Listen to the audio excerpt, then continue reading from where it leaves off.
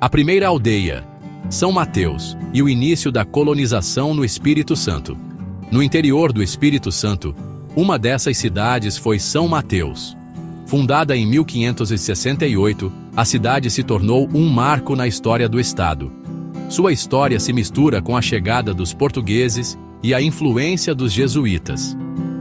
A região onde hoje se encontra São Mateus era habitada por povos indígenas, como os Tupinambás. A partir de 1534, com a divisão do Brasil em capitanias hereditárias, a região passou a integrar a capitania do Espírito Santo. A fundação de Vitória, em 1551, marcou o início da ocupação efetiva do litoral. A fertilidade das terras do norte do Espírito Santo chamou a atenção dos colonizadores.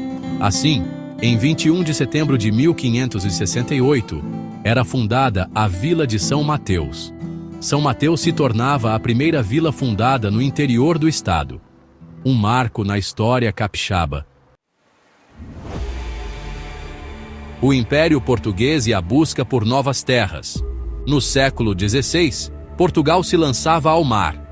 A busca por novas rotas comerciais e a expansão da fé cristã impulsionavam as navegações portuguesas.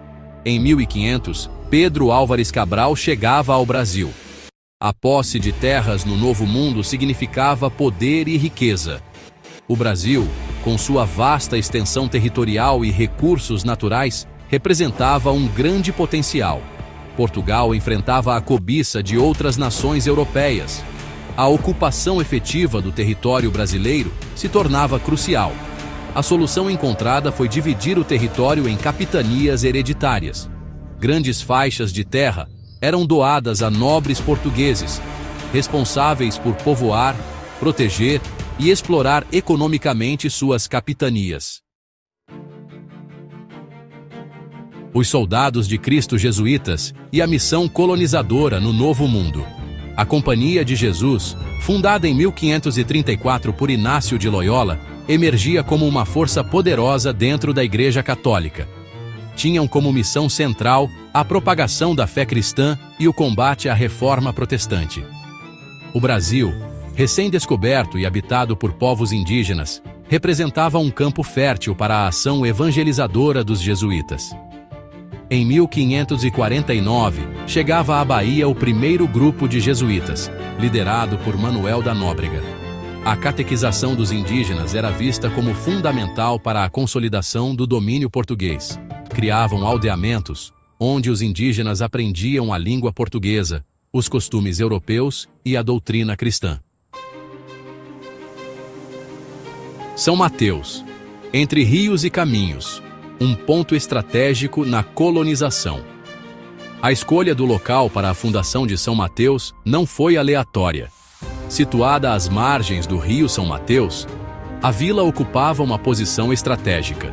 O rio, navegável por embarcações de pequeno porte, permitia o acesso ao interior, facilitando o escoamento da produção agrícola e o contato com outras regiões. O solo propício à agricultura permitiria o desenvolvimento econômico da vila.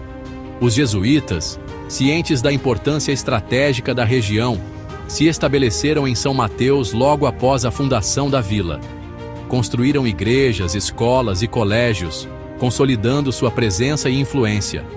A localização privilegiada de São Mateus a colocava no centro das atenções, consolidando o domínio português na região. Legado e contradições. A marca indelével dos jesuítas, em solo capixaba. A presença jesuítica em São Mateus e no Espírito Santo deixou marcas profundas. Atuando na educação, na catequese e na administração, os jesuítas moldaram a sociedade capixaba. Escolas jesuíticas, como o Colégio de São Tiago, formaram gerações de estudantes. A língua portuguesa, a religião católica e os costumes europeus se disseminaram por meio da ação dos jesuítas. Igrejas barrocas, como a Igreja Matriz de São Mateus, se tornaram símbolos da fé e da arte sacra.